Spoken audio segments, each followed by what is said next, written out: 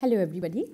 I'm Bushra Ahmed Khurram, and I'm a Commonwealth Scholar at the University of Warwick, and I'm associated with the University of Karachi in Pakistan. In this talk, I will very briefly talk about my experiences of accessing research as a researcher in Pakistan when I was pursuing an MPhil degree there back in 2009. And in order to place my experiences in context, I'm going to briefly talk about some initiatives that are taken in Pakistan, at national level to increase research access to researchers. I'm also going to talk about some of the barriers that research access that we face as researchers in Pakistan, despite having access to lots of material there, and would like to make some suggestions on how to increase access to research. And I noticed in my talk with some of you during breaks that some of the suggestions that I'm going to make are already underway. However, I will share them with you. To talk very broadly about Pakistan and my understanding of how research is looked at in Pakistan, I would say that Pakistan is increasingly trying to promote research because I think at national level we are very well aware that research underpins development. And because this understanding is there, therefore at national level, an initiative is being taken to increase access to researchers, and that initiative actually is called HEC National Digital Library. I learned that some of you are aware of this initiative. However, I would very briefly inform you that this is a national digital library that is provided to researchers of the participants of which are researchers from public sector universities, private sector universities, and other research institutes. And this resource provides access to around 75,000 digital content to researchers from these institutes, and it's a huge repository of research access. And actually, it provides access to publications by publishers like Elsewhere, Springer Link, Taylor and Francis, Wiley, and who else is here? Almost everybody who is here. And interesting thing about this is that it actually provides link to different institutes. For instance, my institute, University of Karachi, has a list of content and list of publishers that we can access and make use of if you are researching in Pakistan. Now, if that's the state of access and resource access to materials, then what's the problem? It's something that probably you're thinking. And that's where I'm going to come to.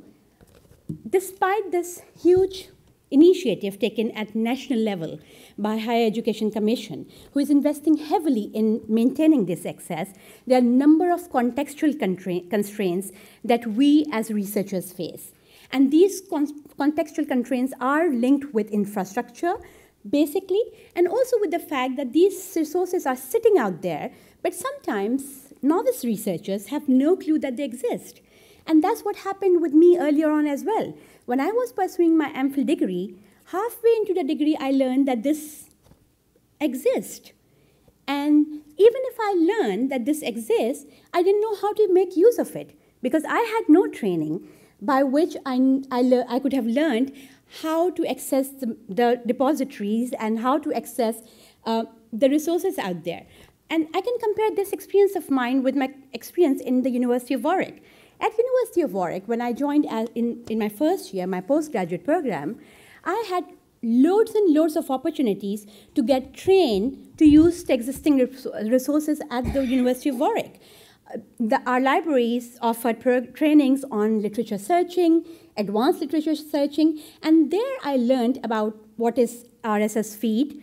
I learned what is meant by setting up alerts, which I'm sure anybody who has not really explored these resources wouldn't automatically learn about. And this is something which I feel is missing because there is no provision of training to researchers about this. And I remember my supervisor used to say, oh, there's digital library, go and use it.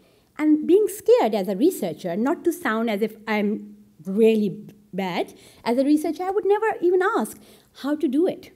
Is one of the questions that I really wanted to do. So I tried to find out. I moved around. I could download erratically some of the articles, but I did not know that there's a system to it and that you can actually use different ways of searching. You could put in hashtag, you can put in asterisks, and how to actually look for your own content.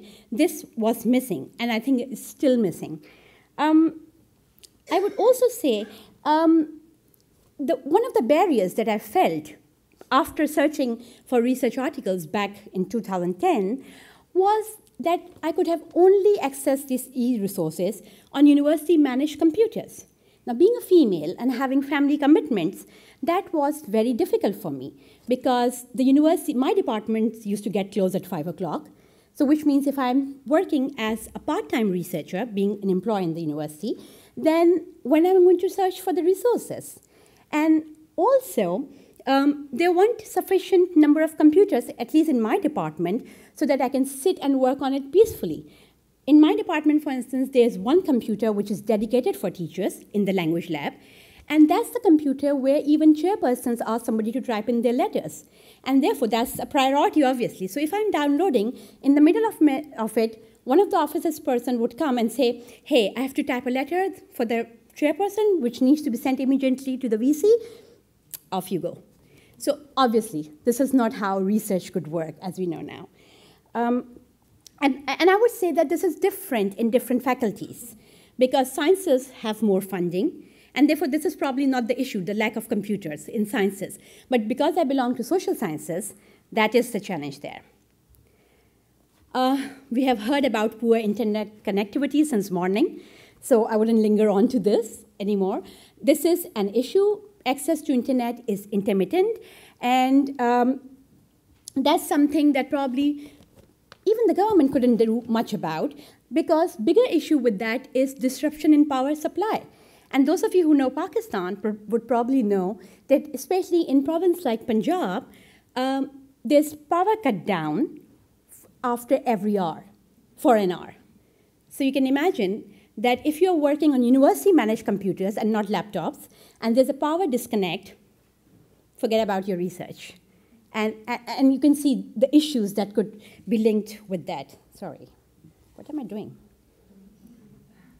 Okay, and something that I have suffered from, and some people have suffered from, is the withdrawal of access to e-resources by the publishers when the payment was delayed by HEC to these publishers. And I learned today that this is also an issue currently this year because of financial constraints, because of government changes in infrastructure in the government and political system.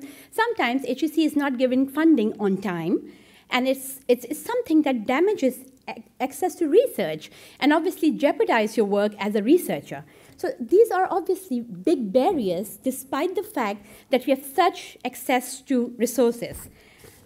Now, as a researcher, I've been thinking what could be done. And I thought probably the access is there, the resources are there, we probably need to lay some foundations.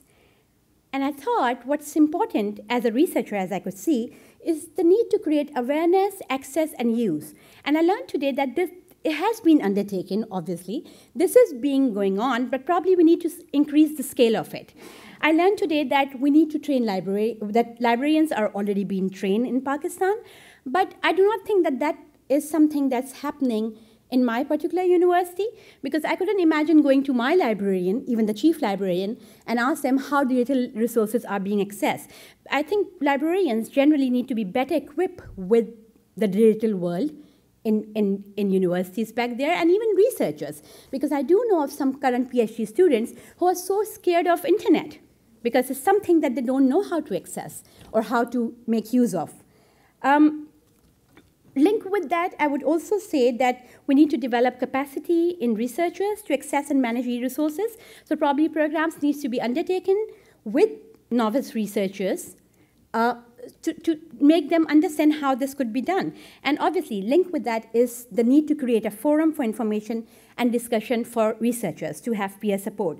And in this regard, I would suggest probably that Commonwealth scholars or other scholars who are going back to the country, who know how to access resources on net, who understands how databases work, how publishers put out their resources, could probably be take advantage of, and they could be utilized to train other researchers back home so that they begin to get sense of how it works. And something that I think INAFS or Publisher for Development could do, just as John mentioned, probably there's a need to develop enhanced understanding of the challenges faced by researchers in Pakistan. And probably it's not enough to negotiate with publishers to provide access to their materials, low cost, no cost, or whatever. There's a need to understand what exactly researchers need other than having access to resources. I would also say that there's a further need to create training opportunities for librarians and researchers at the national and as well as institutional level. And if librarians are undertaking trainings in Pakistan, then they need to multiply the effect. They need to go back. Probably they could be part of some bond so that they can work at the regional level, at the provincial level, at the state level, so that whatever they are learning make ripples in other institutes. And obviously, I would say ensure sustainability of free resources if we are truly talking about making research accessible to future researchers in Pakistan, and if you're talking about getting prepared for the world beyond 2015. Thank you so much.